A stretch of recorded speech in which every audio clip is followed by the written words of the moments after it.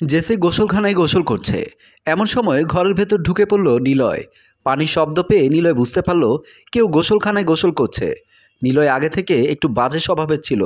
এর আগেও অনেকবার লুকিয়ে লুকিয়ে জেসির গোসল করা দেখেছে। আজও নিলয় তাই করছে। দরজার ফাঁক দিয়ে জেসির গোসল করা দেখছে আর মজা নিচ্ছে নিলয় দরজার সামনে দাঁড়িয়ে। জেসির স্বামী বাহার মজুমদার একটি বেসরকারি কোম্পানিতে চাকরি করত। অফিসের কাজের জন্য বেশিরভাগ সময় বাড়ির বাইরে থাকতে হয়। বাহার বাড়িতে না থাকলে জেসিকে একা থাকতে হয়, তাই বাহার নিলয়কে এই বাড়িতে থাকতে দিয়েছে। নিলয় ছিল বাহার মজুমদারের ছোট বোন ইভার স্বামী। বাহার তার বোনকে অনেক ভালোবাসতো। নিলয় যখন সুযোগ পেয়েছে নিলয়ের পকেট থেকে মোবাইল বের করে ভিডিও করে রাখলো আর মনে মনে বলল, এই ভিডিও আমি কাজে লাগাতে পারবো, এই ভিডিও আমার ভবিষ্যৎ হতে পারে। এই ভাবতে ভাবতে ঘর থেকে বেরিয়ে গেল নিলয়। খাবার টেবিলে বসে আছে বাহার আর জেসি, পাশে বসে আছে ইভা। বাহার ইভাকে বলল, তোর স্বামীকে একটা কাজের ব্যবস্থা করে নিতে বল, আমি তোদেরকে থাকার ব্যবস্থা করে দিয়েছি, তোদের তো একটা ভবিষ্যৎ আছে। তোর স্বামী যদি এখন কিছু না করে তাহলে তো ভবিষ্যতে অনেক পস্তাতে হবে। ইভা বলল, আমি নিলয়কে অনেকবার বলেছি কাজ করার জন্য, নিলয় কোনো কাজ করেনি। বাহার বলল, এমন করে তো আর হয় না, একদম ছেলে মানুষ হয়ে বসে থাকা কোনো ভালো পুরুষের কাজ নয়। এমন সময় খাবার টেবিলে আসলো নিলয়। নিলয় এসে বাহারকে সালাম দিলেন, আসসালামু আলাইকুম। বাহার বলল, ওয়ালাইকুম আসসালাম, তোমাকে নিয়ে কথা হচ্ছিল। নিলয় বলল, আমাকে নিয়ে কি কথা বলছিলে ভাইয়া? ইভা বলল, তুমি এখানে বেকার বসে আছো, কাজ করছো না, এটা ভালো দেখায় না, তুমি একটা কাজের ব্যবস্থা করো। নিলয় বলল, আমি ব্যবসা করব। নিলয়ের মুখে এমন কথা শুনে জেসি একটু হেসে দিয়ে বলল, ব্যবসা করবে, টাকা পাবে কই? তুমি তো আর কোনো কাজ করো না, তোমার কোনো জমানো টাকা আছে, তাই ব্যবসার স্বপ্ন না দেখে একটা চাকরির ব্যবস্থা করো। নিলয় বলল, আমি যা বলেছি আমি তাই করব। বাহার বলল, তুমি যদি নিজের টাকা দিয়ে কিছু করতে পারো তাহলে তুমি করো, তবু এই বাড়িতে বসে থেকো না। নিলয় বলল, আমাকে নিয়ে আপনারা অনেক কিছু করেছেন, আর বেশি দিন করতে হবে না। জেসি রান্নাঘরে কাজ করছে। এমন সময় জেসির মোবাইলে একটা মেসেজ আসলো। মেসেজের শব্দ শুনে জেসি মোবাইলটা হাতে নিয়ে মেসেজ দেখতে পেয়ে জেসির চোখ কপালে উঠে গেল। জেসির চোখের পানি চলে আসলো। জেসি রান্নাঘর থেকে বেরিয়ে আসলো। নিলয় ড্রয়িং রুমে বসে মোবাইল টিপছিল। এমন সময় জেসি নিলয়ের কাছে এসে নিলয়ের কলার ধরে টেনে তুলল। নিলয় বলল, কি করছেন ভাবি? আমি আপনার ছোট বোন জামাই, আমার সাথে এমন করা আপনার ঠিক হচ্ছে না। জেসি বলল, আমি তোকে কত ভালো জেনেছি, আর তুই আমার সাথে এমন কি করে করলি? নিলয় বলল, আমি করতে চাইনি, কি করব বলেন? আমি কাজ করি না বলে আপনারা সবাই আমার সাথে খুব বাজেভাবে কথা বলেন, এটা আমার ভালো লাগে না, তাই ভাবলাম আপনার কাছে যদি কিছু টাকা নিতে পারি তাহলে কিছু করতে পারবো।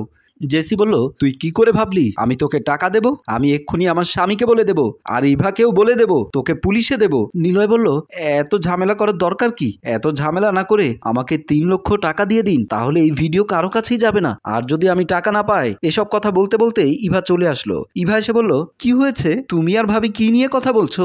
জেসি চুপ করে থাকলেও নিলয় চুপ করে থাকেনি। নিলয় বলল, ভাবি আমাকে টাকা দেবে, সেই টাকা দিয়ে আমি একটা ব্যবসা করব। ইভা বলল, তোমরা দুজন মিলে আমার সাথে মজা করছো? ভাবি তোমাকে এত টাকা কোত্থেকে দেবে? নিলয় বলল, ভাবির কাছে জমানো টাকা আছে, তাই না ভাবি? আপনি কথা বলছেন না কেন? জেসি বলল, হ্যাঁ, আমার কাছে টাকা আছে, আমি সেখান থেকে নিলয়কে টাকা দেব। নিলয় বলল, ভাবি যত তাড়াতাড়ি দিতে পারেন তত তাড়াতাড়ি ভালো হবে। এ কথা বলে নিলয় ইভাকে নিয়ে চলে গেল। জেসি মন খারাপ করে দাঁড়িয়ে রইল। রাতের বেলায় বাহার জেসিকে আদর করছে। বাহার অন্যদিন জেসিকে আদর করলে জেসি অনেক খুশি হতো। আজ জেসির মুখে কোনো হাসি নেই। বাহার জেসিকে বলল, কি হয়েছে, তোমার মন খারাপ কেন? জেসি কোনো কথা বলছে না, মন মরা হয়ে শুয়ে আছে। বাহার আবার বলল, আমার কোনো কারণে তুমি মন খারাপ করেছো? জেসি তবুও কোনো কথা বলছে না। কথা বলবেই বা কি করে? জেসির সাথে যা হয়েছে এগুলো কি করে তার স্বামীর কাছে বলবে? না পারছে বলতে, না পারছে নিলয়ের অন্যায় মেনে নিতে। জেসি বলল, তুমি আমাকে কিছু টাকা দেবে? বাহার জেসির কাছে টাকা চাওয়া দেখে বাহার কিছুটা চিন্তায় পড়ে গেল। এর আগে কখনো টাকা চাইনি। বাহার বলল, টাকা দিয়ে কি করবে? জেসি বলল, আমার টাকা লাগবে, তুমি আমাকে টাকা দেবে কিনা বলো। বাহার বলল, আচ্ছা ঠিক আছে, কাল তোমাকে আমি টাকা দেব, এখন তো এই রাতটা নষ্ট না করে আসো, একটু তোমাকে আদর করি। বাহারের কথা শুনে কিছুটা ভরসা পেল জেসি। তারপর বাহারকে জেসি আদর করতে লাগলো। ইভার নিলয় বিছানার উপর শুয়েছিল। ইভা দেখতে পেল নিলয়কে আজ একটু বেশি খুশি লাগছে। তারপর ইভা নিলয়কে বলল, তোমাকে আজ অনেক খুশি দেখাচ্ছে। নিলয় বলল, অনেকগুলো টাকা অনেক দিন পর হাতে পাবো, এই খুশিতে আজ আমার অনেক খুশি লাগছে। নিলয় তার ভাবিকে ব্ল্যাকমেল করে যে টাকাটা পাবে সে টাকা নিয়েই সে ভীষণ খুশি। নিলয়ের বিশ্বাস তার ভাবি তাকে টাকা দেবে, কারণ জেসি টাকার থেকে সম্মানের দিকে বেশি তাকায়। ইভা বলল, তুমি কি সারা রাত এমন করে কাটিয়ে দেবে?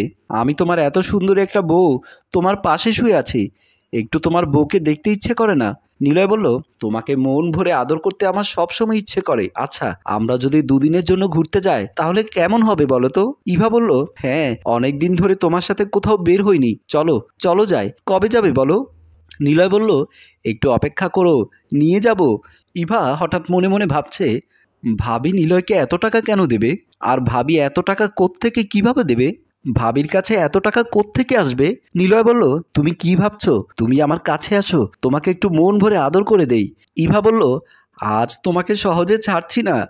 আজ সারা রাত তুমি আর আমি দুজনে এক হয়ে যাব। বাহার অফিসে বসে কাজ করছে। এমন সময় সাইফুল এসে দেখতে পেল বাহার মজুমদারের মন খারাপ করে বসে আছে। সাইফুল বলল, আপনি আমাকে ডেকেছিলেন, কি হয়েছে বাহার সাহেব? বাহার মজুমদার বলল, সাইফুল সাহেব, আমার কিছু টাকা দরকার ছিল। আপনার কাছে যদি কিছু টাকা থেকে থাকে তাহলে আমাকে কিছু টাকা ধার দেবেন। সাইফুলের কাছে বাহার টাকা চাওয়াতে সাইফুল একটা হাসি দিয়ে বলল, আপনি আমার সাথে মজা করছেন?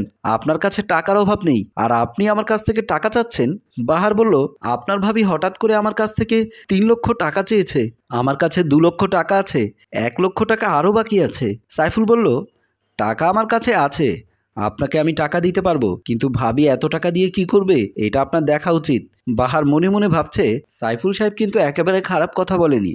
হঠাৎ করে জেসি এতগুলো টাকা দিয়ে কি করবে? তারপর সাইফুল সাহেবকে বলল, ঠিক আছে সাইফুল সাহেব, আপনি যান, অফিস ছুটি হওয়ার পর আমি আপনার কাছ থেকে টাকা নিয়ে যাব। তারপর সাইফুল সাহেব অফিস থেকে বেরিয়ে আসলো। বাহার অফিসে বসে কাজ করতে শুরু করলো।